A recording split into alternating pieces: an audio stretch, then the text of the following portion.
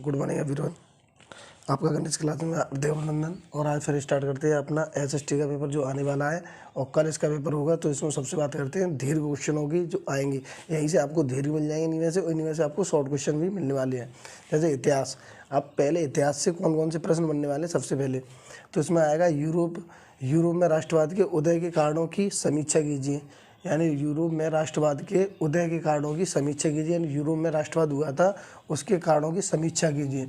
Number 2, Italy के एकीकरण में महत्वपूर्ण भूमिका निभाने वाले 3 नेताओं के नाम लिखिए। यानी जो इटली का एकीकरण हुआ था उसमें 3 नेताओं की क्या भूमिका रही थी, उन 3 नेताओं के नाम पूछ सकता है। या पूछ सकता है इटली में एकीकरण में महत्वपूर्ण मैथ्सनी, तुम्हारा काबूर तथा गैरिबाल्डी की क्या भूमिका रही थी बताइए। ठीक है।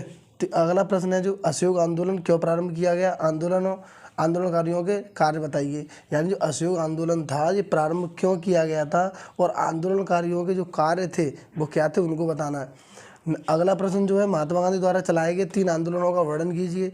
यानी इसमें कहेगा, प्रश्न पूछा जाएगा महात्मा गांधी द्वारा चलाए गए 3 आंदोलनों का वर्णन कीजिए। आप कोई से भी 3 आंदोलनों का वर्णन कर सकते हैं। या आपको पूछ सकता है कि महात्मा गांधी द्वारा चलाए गए सविनय आंदोलन तथा भारत छोड़ो आंदोलन का वर्णन कीजिए। तो दूसरा प्रश्न यहाँ से बन जाएगा।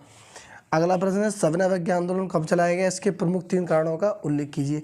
यह आपको पूछा जा सकता है सविनय अवज्ञा आंदोलन कब चलाया गया और इसकी 3 कारण क्या रहे थे उनको समझाना है। अगला है कॉर्न लॉ से क्या आशय। यानी कॉर्न लॉ, जो कॉर्न लॉ था जो मक्का से संबंधित एक कानून था, उसके बारे में जो क्यों अपन लाया गया और इसका प्रभाव क्या पड़ा उसको मैं बताना है। अगला प्रश्न महाबंदी के कारणों की व्याख्या कीजिए और बताइए भारतीय अर्थव्यवस्था पर इसका क्या प्रभाव पड़ा। यानी पूछेगा कि महाबंदी के कारणों की व्याख्या कीजिए और बताइए कि भारतीय अर्थव्यवस्था पर इसका क्या प्रभाव पड़ा था। यानी जो महाबंदी आई थी उसको अच्छी तरीके से एक्सप्लेन करना है और जो भारतीय अर्थव्यवस्था थी यानी इंडियन इकोनॉमिक्स थी उस पर इसका क्या इफेक्ट पड़ा था उसके बारे में हमें बताना है। तो इतिहास से बनने वाले ये कम से कम इन प्रश्नों में से आपको 2 प्रश्न मिल जाएंगे और यहीं से आपको मिलने वाले शॉर्ट क्वेश्चन मिल जाएगा। अब बात करते हैं अगले।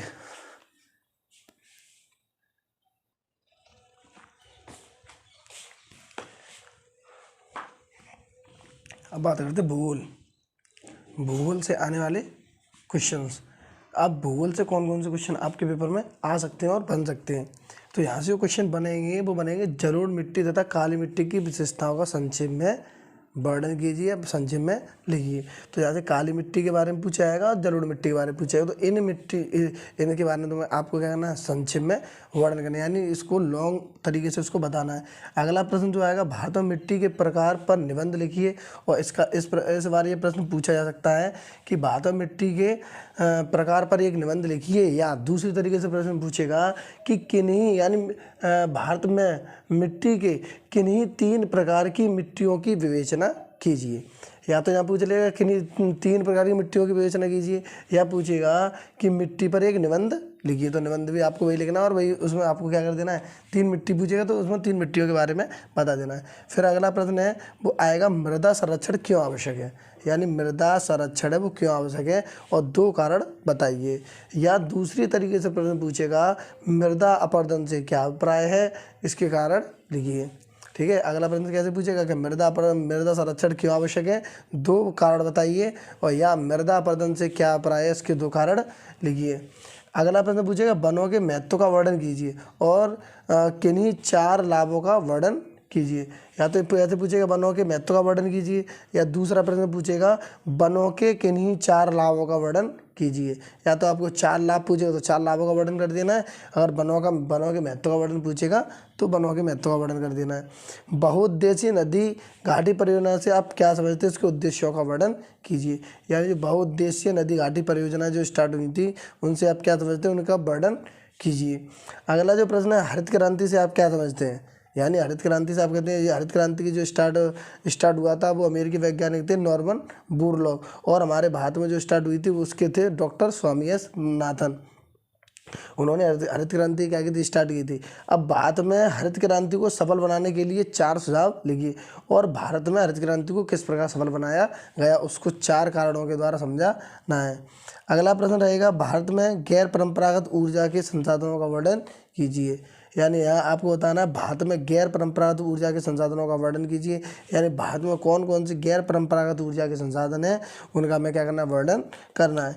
या अगला प्रश्न पूछा जाएगा, संचार सेवाओं का अर्थ तथा प्रकार बताइए। यानी जो संचार सेवाएं हैं उनका अर्थ क्या है और वो किस प्रकार के हैं उनके बारे में हमें पता करना है।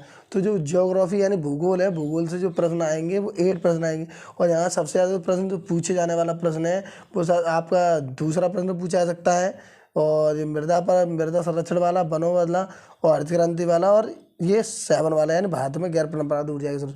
तो ये 5 प्रश्नों पर ज़्यादा ये पूछे जा सकते हैं वैसे तो क्वेश्चन, और यहाँ से आपको शॉर्ट क्वेश्चन भी मिल जाएंगे। तो इन प्रश्नों को अच्छी तरीके से आप पढ़ लें तो आपको ये प्रश्न कल जो आपका पेपर होगा उसमें आपको मिल जाएंगे। तो ये आपका भूगोल।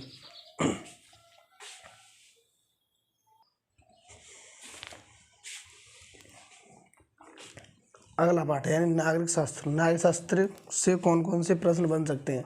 तो सर पहला प्रश्न जो होगा, लोकतंत्र में सत्ता साझेदारी क्यों जरूरी है, कोई एक तर्क दीजिए। यानी लोकतंत्र जो है, लोकतंत्र में सत्ता की जो साझेदारी होती है वो क्यों जरूरी होती है, कोई एक तर्क दीजिए। यानी अपना कोई भी एक मत देना है।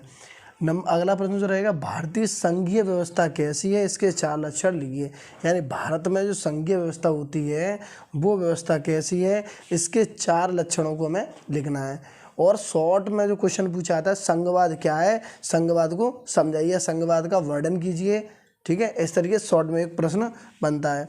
और अगला जो प्रश्न रहेगा, सामाजिक भेदभाव से क्या आशय है, इसके कारण बताइए, इसे समाप्त करने के 2 परिणाम भी लिखिए या 2 उपाय भी लिखिए। यानी जो सामाजिक भेदभाव होता है वो क्या है, यानी उसका आशय क्या है और इसके कारण क्या है। यानी जो सामाजिक भेदभाव होता है इससे क्या कारण होते हैं, यानी उसे तथा इसको किस तरीके से हम समाप्त कर सकते हैं, उनके कोई भी 2 हमें क्या बताने हैं, उपाय बताने हैं। अगला प्रश्न जो रहेगा, सामाजिक विभाजन किस तरह से राजनीति को प्रभावित करते हैं और 2 उदाहरण भी दीजिए। यानी जो सामाजिक विभाजन है वो किस तरीके से जो राजनीति यानी पॉलिटिक्स है उसको किस प्रकार से ये इफेक्टिव होते हैं यानी इसको प्रभावित करते हैं, उसके लिए हमें क्या करना है, 2 उदाहरण बतानी है। तो 2 उदाहरण दे देने हैं। अगला जो प्रश्न है, लोकतांत्रिक शासन प्रणाली से होने वाले लाभों को विस्तार पूर्वक समझाइए। यानी जो लोकतांत्रिक शासन होता है मतलब जनता द्वारा चुना गया शासन, उससे होने वाले लाभों का विस्तार पूर्वक क्या करना है, समझाना है। अगला प्रश्न जो रहेगा, लोकतांत्रिक शासन की 6 प्रमुख विशेषताओं का वर्णन कीजिए। अब यहाँ लोकतांत्रिक शासन है उससे कौन कौन सी विशेषताएं हैं, उसकी कौन कौन सी विशेषताएं, उन 6 विशेषताओं को हमें क्या करना है, वर्णन करना है। फिर अगला जो प्रश्न होगा, लास्ट प्रश्न है आपका, कि लोकतंत्र को मजबूत करने की चुनौती से आप क्या समझते हैं, स्पष्ट कीजिए। यानी लोकतंत्र यानी जो लोगों यानी जनता द्वारा चुना गया जो राजतंत्र, उसको हम किस प्रकार मजबूत कर सकते हैं, यानी उसके लिए कौन कौन सी चुनौतियों का सामना करना पड़ेगा, उसके लिए हमें क्या करना है, समझाना है, उसे हम किस तरीके से मजबूत बना सकते हैं। तो नागरिक शास्त्र से जो प्रश्न बनने वाले हैं वो ये हैं और यहीं से आपको शॉर्ट प्रश्न मिल जाएंगे। जैसे यहाँ से मिल जाएगा एक तो प्रश्न यहीं से मिलेगा, संघवाद क्या है, संघवाद के बारे में समझाइए। तो ये था आपका 3rd पार्ट यानी नागरिक शास्त्र। नागरिक शास्त्र आपको ये वाले प्रश्न आपको मिल जाएंगे, इन प्रश्नों को अच्छे से समझ लें।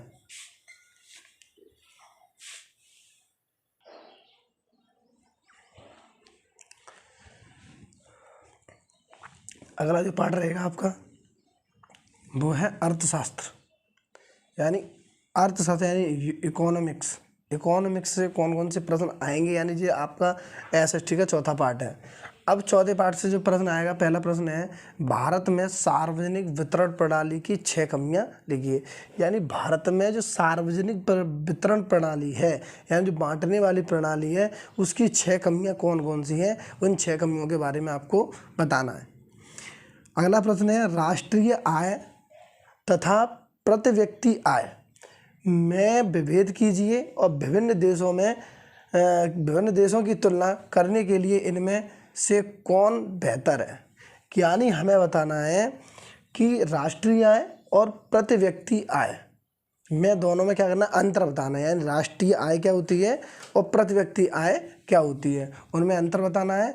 और विभिन्न देशों की तुलना में, विभिन्न देशों की तुलना में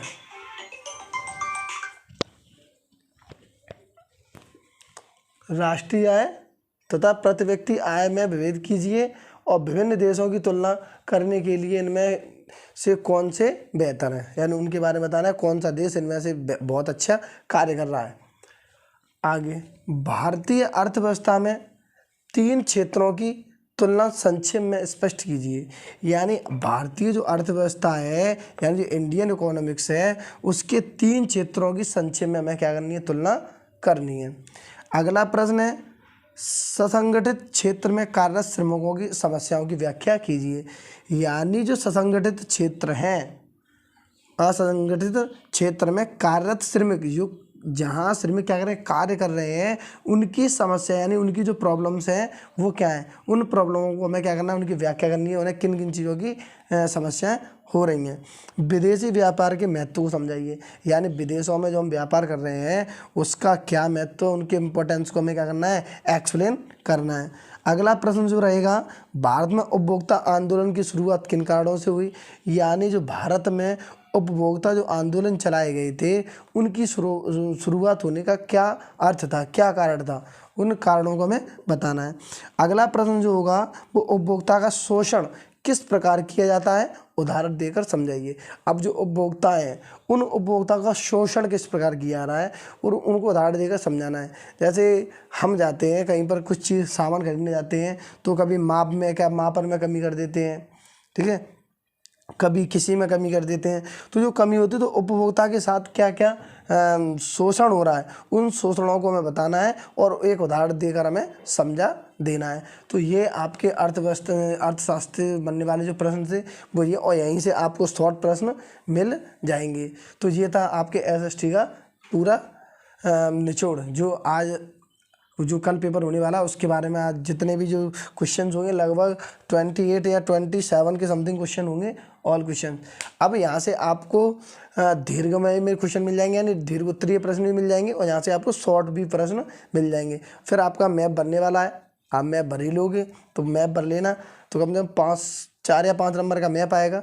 तो एक तो तुम्हारा इतिहास में आता है और एक तुम्हारा आएगा उस जो भूगोल में आएगा। तो 2 मैप भरने के लिए आएंगे, दोनों मैप आप आराम से भर लेंगे। तो आपको मैप वाला, और ये आपके प्रश्न हैं, इन प्रश्नों को आप अच्छी तरीके से रिवाइज कर लें और पढ़ लें, ठीक है। और अगर आपको हमारी वीडियो अच्छी लगी हो तो लाइक करें, शेयर करें, कमेंट करें। Thank you.